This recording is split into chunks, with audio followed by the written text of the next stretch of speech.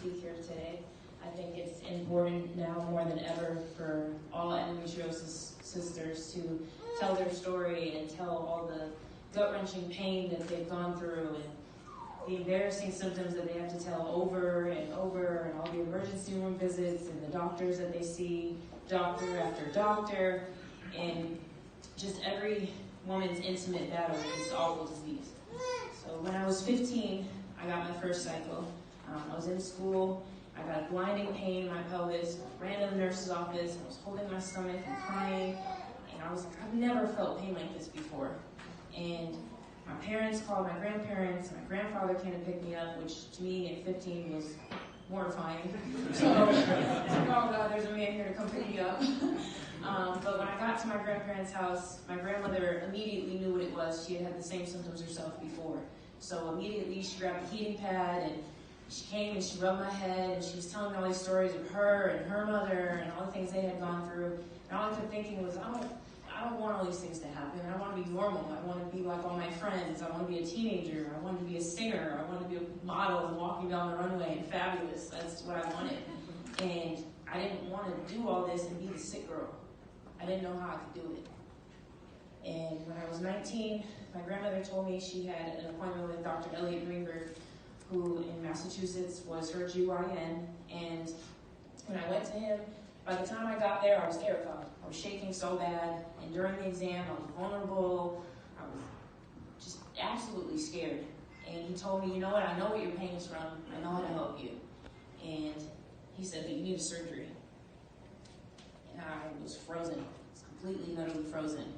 And my grandmother immediately, because she was in the room, she grabbed a hold of me and she said, you know what, I've had a surgery before, I know what to do. She said, it's all gonna be okay. And after my first surgery, I don't think I felt physically better, but every irrational doubt that I'd ever had in my mind was confirmed. It was, okay, I'm not crazy, I'm not a burden, I know what I feel and I know my body.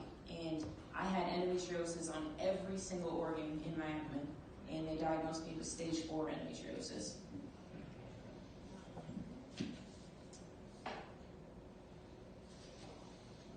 But my battle continued. So my 5th surgery was actually with Dr. Thomas Seshkin. I had a fibroid removal and a uterine suspension. The surgery was performed in New York at Lenox Hill, and it actually allowed me to get pregnant with my son. My 6th surgery,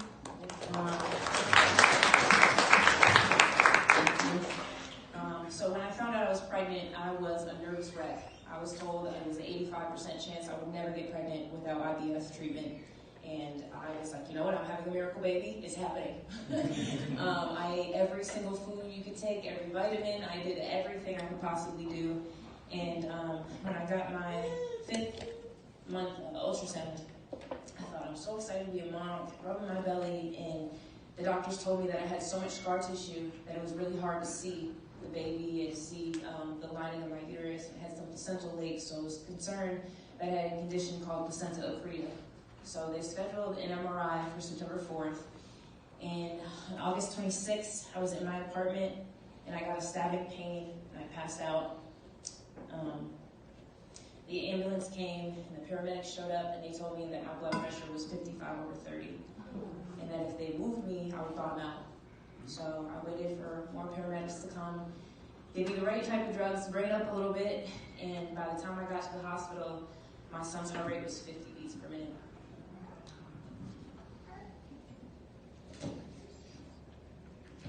I got rushed back for an emergency C-section, and when the doctors learned that my uterus had ruptured, my son was in distress. It took the doctors 25 minutes to be able to gain IV access because I had lost so much blood volume, I was bleeding internally. They had to do an IO, or they had to drill beneath my shin bone to be able to gain IV access. My body was weak. My body was beyond weak. It was shutting down. And as I laid there on the table, I thought about my grandmother, and I thought about all the stories that she had told me, and I mustered every ounce of strength that I had, and I had to make sure that my son would be okay. But unfortunately, my heart did stop that day. I woke up in the surgical ICU only to find out that it had been 2 days.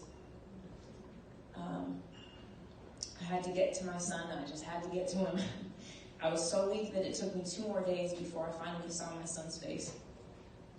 He had suffered 2 brain hemorrhages from lack of oxygen. He couldn't eat, speak, swallow, breathe, or even move on his own. I knew my little man was a fighter, but after 2 long weeks, I was starting to wonder if I was being selfish.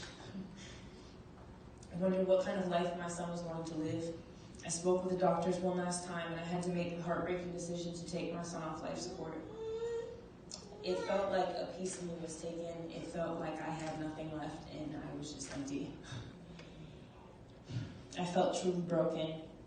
I held him in my arms, and I promised him his mom would never stop living and pursuing my dream no matter what. I would always trace my dream of music. Years passed by, and day after day, I got a little easier to cope. I knew my little man was watching over me, but with a vengeance, endometriosis came back. The same enemy that had caused me to lose my son and had taken my life before was back. This time, both my ovaries were covered in endometriosis, and I had no choice but to remove them. I felt like my heart was breaking again because all I ever wanted was to have more children. And I kept thinking, what am I going to do now? I have my career, but I just want a family. Unfortunately, this disease is tenacious and relentless, and I underwent my 13th surgery this last summer of 2019. After getting an oophorectomy, my symptoms came back, and I was in South Carolina. I was on stage, and I ran out of air. I was rushed home to Las Vegas, and I spent 9 days in the emergency room. They told me I had a pulmonary blood clot. I couldn't see it, but it was there somewhere. They put me on blood thinners, and I did get a little better, but something I knew was still wrong. I reached out, and my husband actually reached out to Dr. Cameron Najat in California at Stanford University. And after doing a transvaginal ultrasound, he told me it seemed as though there was a piece of ovary that was left behind. So this piece of ovary had actually developed into a 6-centimeter endometrioma that was made up of 3 separate endometriomas inside of it, and it was attached to my intestines and was putting pressure on my diaphragm, which was the reason I was having issues breathing. This weight that endometriosis puts on us has broken me over and over.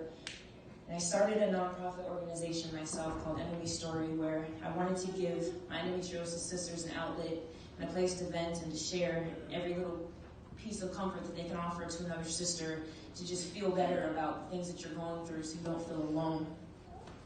I wrote my song Invinsible that I'm about to sing for you, to unite my endo sisters, to give my pain purpose. I began changing my diet, my lifestyle, and now I know I'm a survivor. As I promised to my little man, I will continue pursuing my dream of being a singer.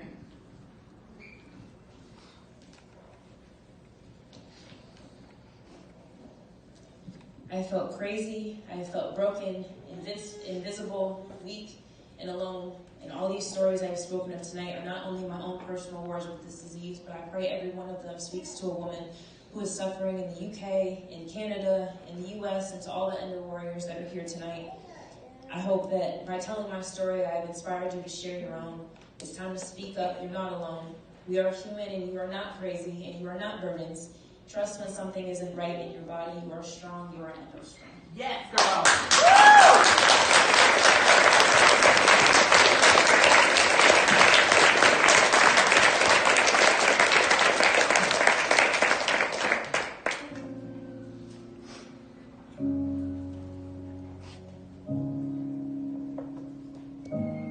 They say you look fine to me, but I don't have strength to get far. I'm buried beneath this pain.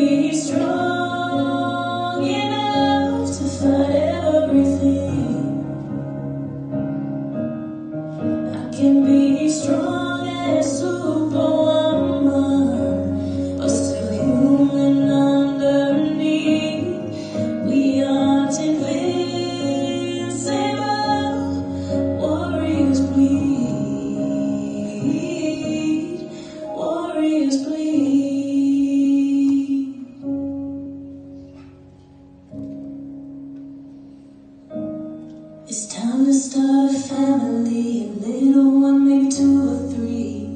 I think I could be a great mom. Wouldn't that be a dream? Can't wait to feel you kicking me. But I never thought that you'd be gone. My body's bruised and I'm broken. Doesn't anybody notice I'm barely hanging on? Taking pills and potions, I'm self-diagnosing. Some